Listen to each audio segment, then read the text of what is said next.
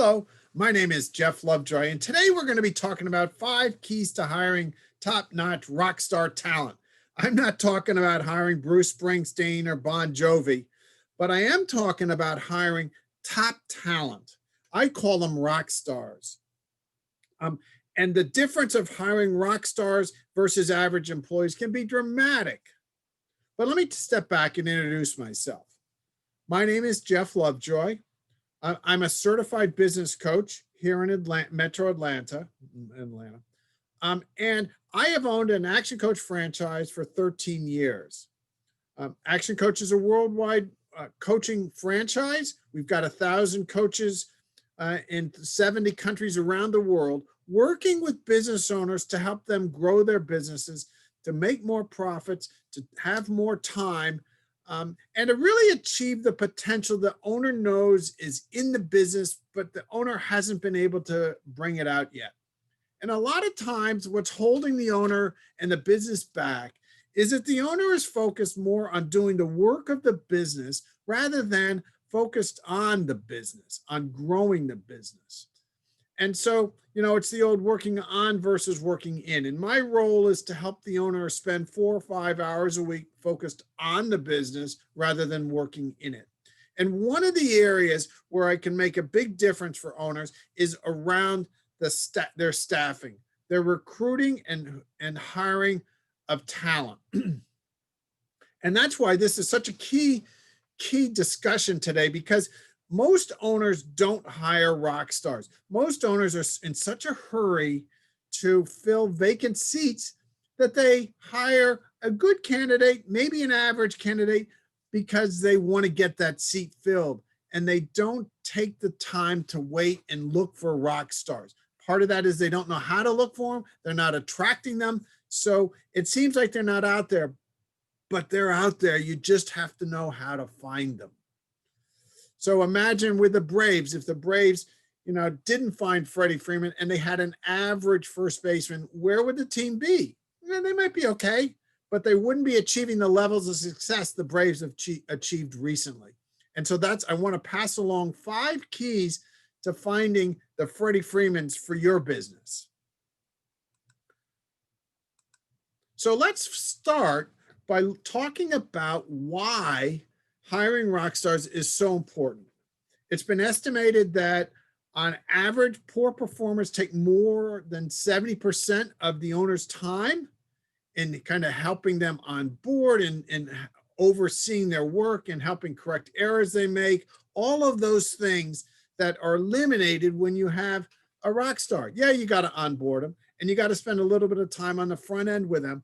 But once they're on board, they're so much faster, they're more efficient, they're more intelligent, they can make decisions quicker, they make fewer mistakes.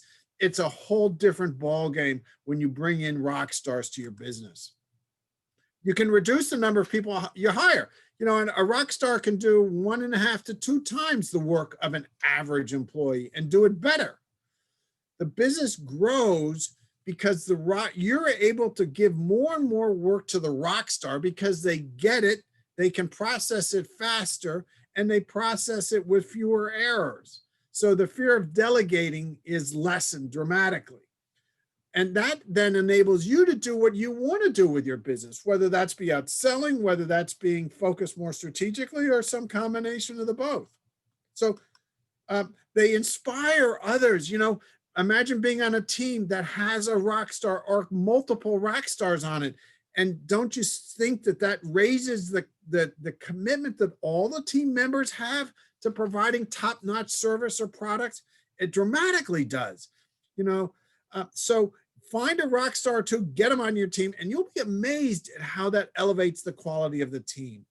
And lastly, but I'm sure there are other reasons, but these are my top 5. It lowers your hiring costs. You hire a rock star or rock stars and you take care of them, they will stay with you. And as opposed to, rushing to find someone to fill a vacant seat, and they're okay, they're average, but they don't do the work you need them to do. And more often than not, you end up letting them go 3 or 4 months later. And then you've got to go through the whole exercise over again. And I guess even worse, would be if you keep them because you don't want to lay them off, but now you're stuck with an average employee. And what do you get when you have average employees? You have an average business. And so I don't want that for you. I want you to develop an outstanding business.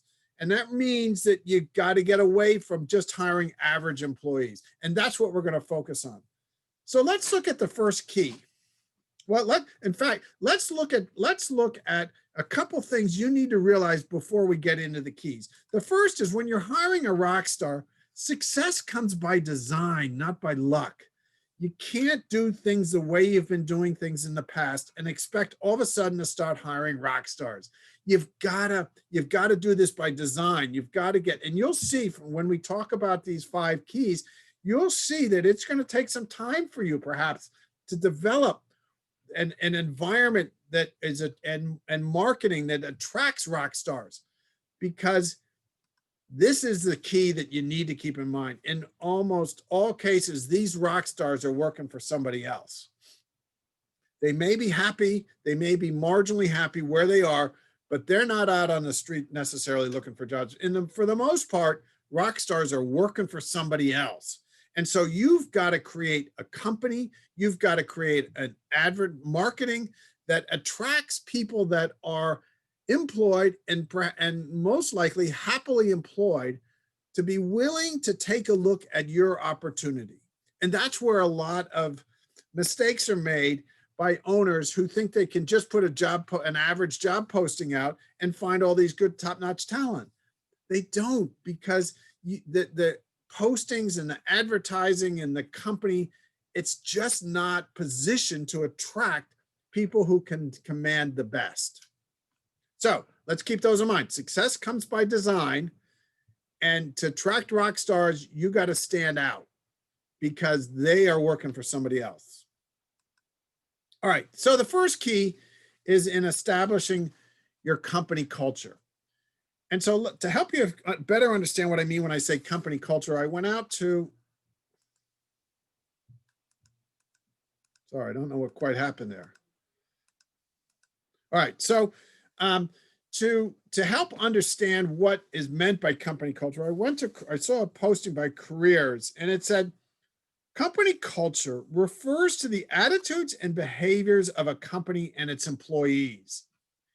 It's evident in the way an organization's people interact with each other, the values they hold, the decisions they make. It encompasses work environment, company mission, leadership style, values, ethics, expectations, and goals. So as you think about your company, how would you describe your company culture? Is it a culture that's going to be conducive for a rock star to want to join? Is it fun to work in? Is it achieving goals that are noteworthy? Do people in the organization feel like they're making a difference in the lives of others?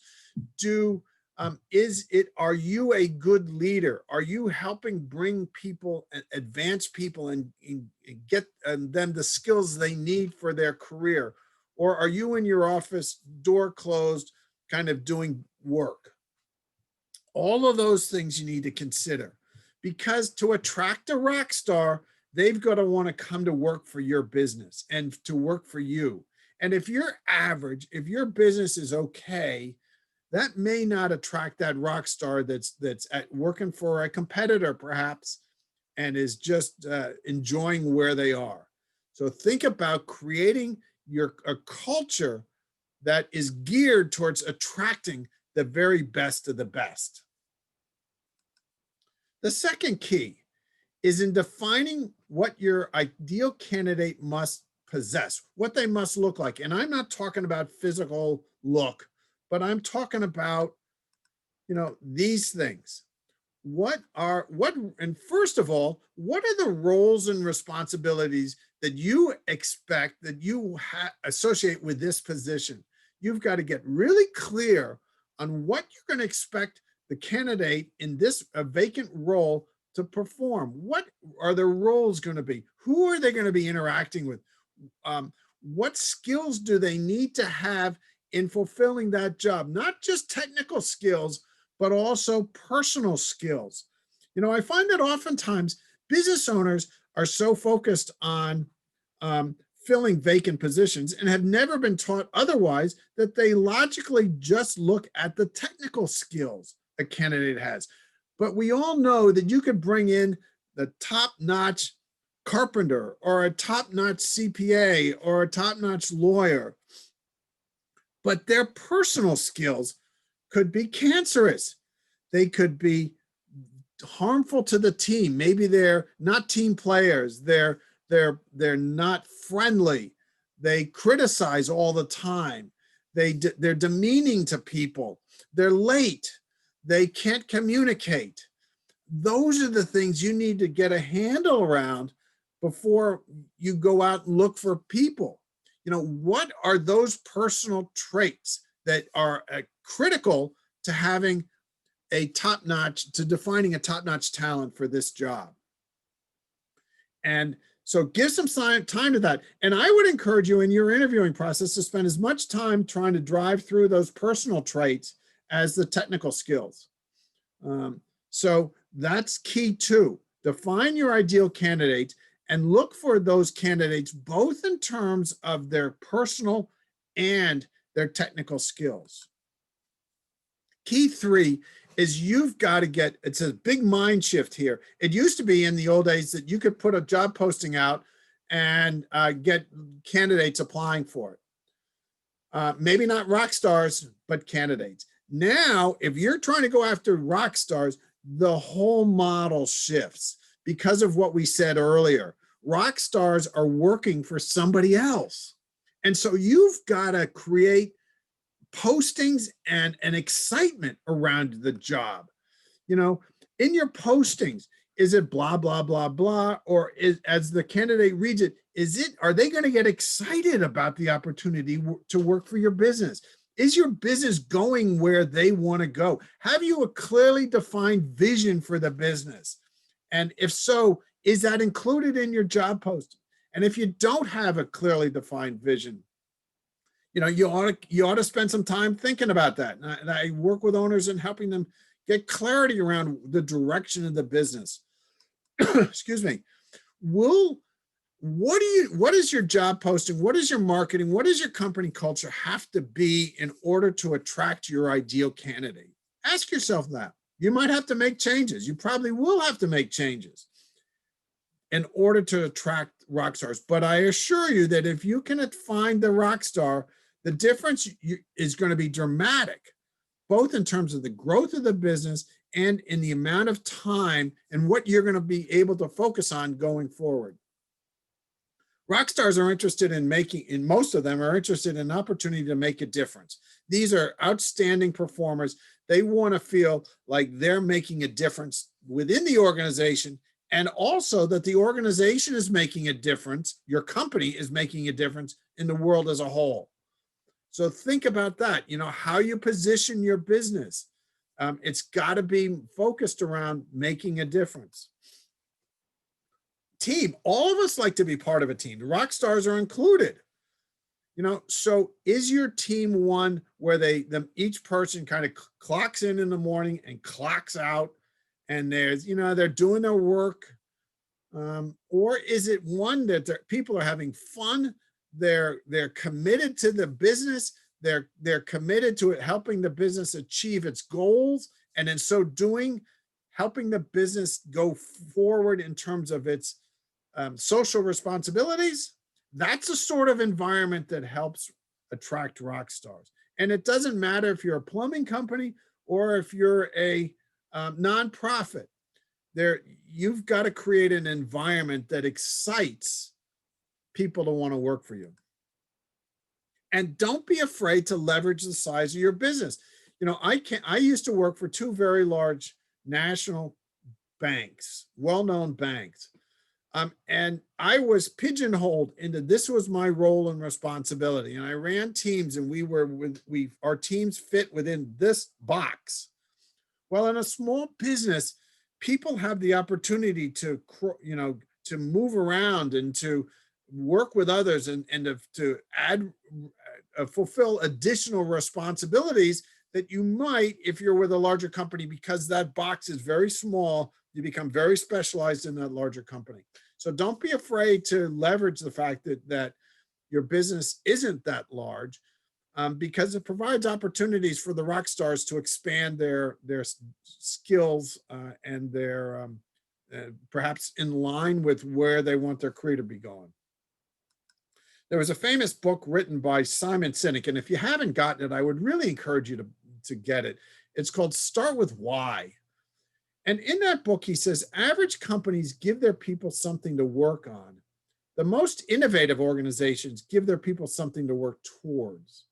So that's kind of getting at what we talked about earlier, about having a vision and clearly defining where the business is going and getting everybody on board so that everybody is pushing and helping the business achieve its where it wants to go, as opposed to a business that employees come in, they clock in and they clock out. Motivation is the morale is I don't know where we're going. It's a job. These, you want to avoid companies where having your employees think of it as a job. You want to think maybe the better word to use is it's an opportunity. So think about that. Where are you going, and how can you create a compelling story around that growth? Now, here's a posting that I found off Monster a while back for a plumber, and it's something I don't want you to copy, but this is all too common, the type of job postings that I see. The plumber is responsible for installing, repairing, and maintaining pipes, fixture, and plumbing used for water distribution and wastewater disposal in all blank properties. Major responsibilities and target accomplishments expected of the position, including the typical problems encountered in carrying out the responsibilities: install, repair, maintain, plumbing. Is this compelling? Is this exciting? If you're a superstar plumber at another company employed, are you going to jump at this? No. This is just kind of blah, blah, blah. This is the old way of posting jobs. This doesn't create any excitement that would cause someone who's happy in their current job to want to switch. It's a job. I got a job. I'm happy where I am. I'm not gonna pursue this because this sounds really boring.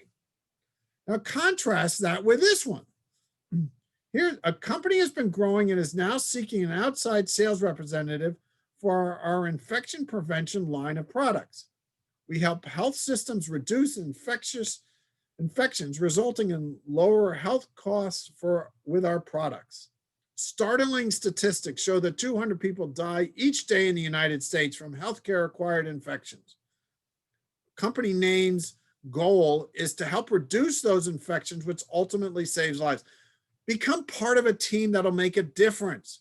We sell our products to over 100 hospitals. This is a job posting that I helped a client create. And can you see the difference between this one? No. Between this one that's very bland, very boring, very old style, and this one that creates a vision of where the company is going, and it's helping people, and it's exciting, and wow, I'd love to be part of this team. And down here is where the requirements are, not up at the very top like they were with the other job posting. So if this is the kind of thing that I'm talking about in terms of creating excitement in your job postings, and you're having to market your opportunities to attract rock stars. This attracts rock stars. The other one does not. I'd be glad to help. If you want to talk further about this, I've got contact information at the end of this presentation, and my online calendar that you can schedule some time and we can talk through if you're in the position of getting ready to do some posting. The fourth key is in the screening process. How efficiently is your screening process followed on? Are you screening out so that you only are focused on ideal candidates. And so here are three key things I think you need to think about. Our competency questions are all geared around understanding the personal traits that we talked about earlier. Not as much the technical skills, but the personal traits, the ones that are critical in that person becoming a real asset to the company. Are you using job interviews? Think about the amount of time you and your team spend interviewing candidates. Let's say you want to have 3 people on your team interview them, and that you're interviewing 4 candidates. And if each interview takes an hour, that's 12 hours that is being tied up in the interviewing process for you and your team. So the recommendation I have is do a group interview. Get your 3 people together and run an hour-and-a-half interview for those 4 candidates. So now you're going from 12 hours tied up in interviewing down to 6 hours. And another reason for doing the group interview is while you're asking questions, other people on your team are observing things. They're hearing things differently than you hear things. And so something may be said that catches the attention of one of the members of your team that you miss. And so that thing that they caught could be very enlightening in terms of the personal skills, the technical skills, how well this person would fit into your team, that you and the other people on your team need to discuss to figure out, is this really going to be a rock star, or is this person BSing us and is looking like they're a rock star, but man, there's something's wrong. It doesn't feel right. And to further help you with that, are you making use of behavioral assessments? I love behavioral assessments because it's another way to get some insight in terms of the candidate that you're dealing with or interviewing. Are they going to be your ideal candidates for this position? Are they going to be rock stars? Now, I want to go back to the competency questions and show you some examples. So let's say that one of the personal traits that you expect from your candidate is that they're open to change. Maybe your company is going through a lot of change, or you anticipate a lot of change coming up, so that this person's got to be able to deal with change. So here's a question you could ask. Can you give an example of when you have supported change within an organization? Okay. Or if decision-making is going to be key in this role, when did you make a difficult decision within a team that most people were against? You might get some interesting responses there and some insights from those responses. What's the toughest decision you've ever had to make while it's at work? Why did you make the decision, and what was the outcome? Insightful. When have you made a mistake at work? So when I talk about competency questions, I have a whole list of questions like this that I can forward to you if you tell me you're interested in them. But these are the kind of questions that you should be asking instead of just simple questions that can be answered yes, no, because yes, no questions are very easy to BS. And you person may look great during the interview, but when you get them on the job, they're not living up to what the image that they created during the interview. And thus you have to lay them off or let them go in 4 months. And now you got to go through this whole process again. And I've got those 12 interviews again. And it just gets very expensive if you don't make the right hire. And so what I'm talking about today is ways to get you to think through how you can make the right hire, and competency questions are a big part of that. So the next key is, let's say now that you've hired somebody, the next key is on onboarding them. The most excited that candidate is probably going to be is the very first day they come to work for you.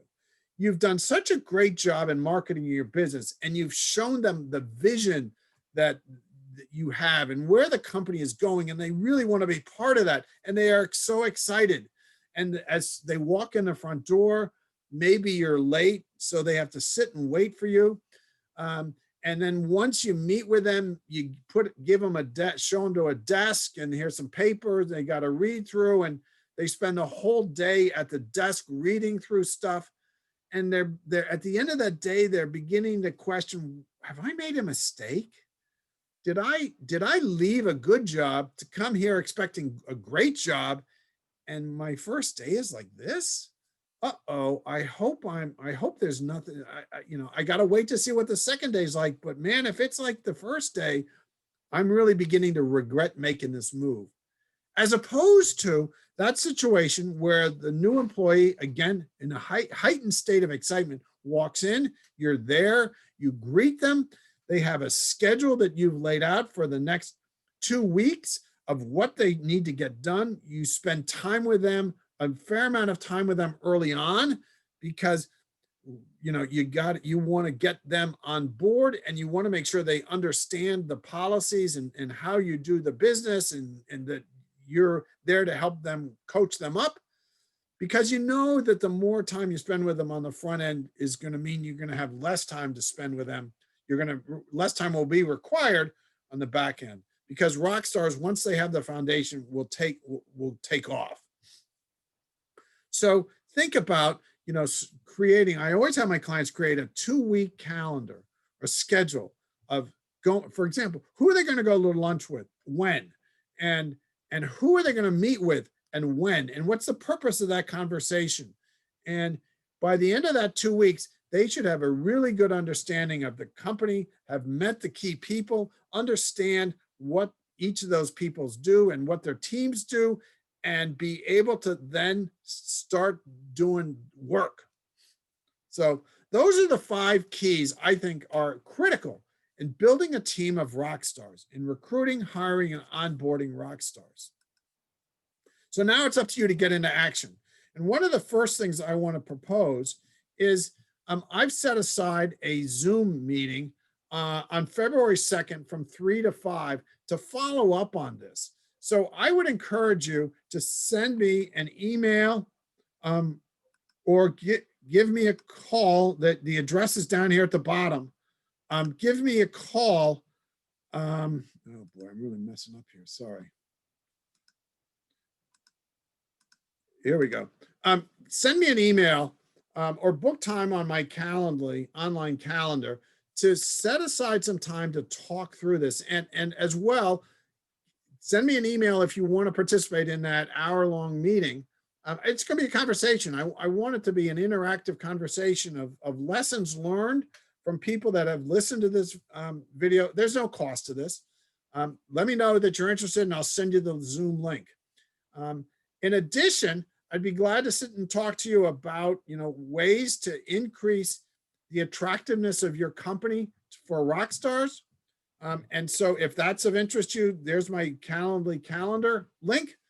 Schedule some time on that, and we can dig into what is necessary in order to help make your company attractive to Rockstars, and how to interview and how to create job postings and that whole thing. I've done that for clients. I've helped them hire people. I've helped them create the job postings. So,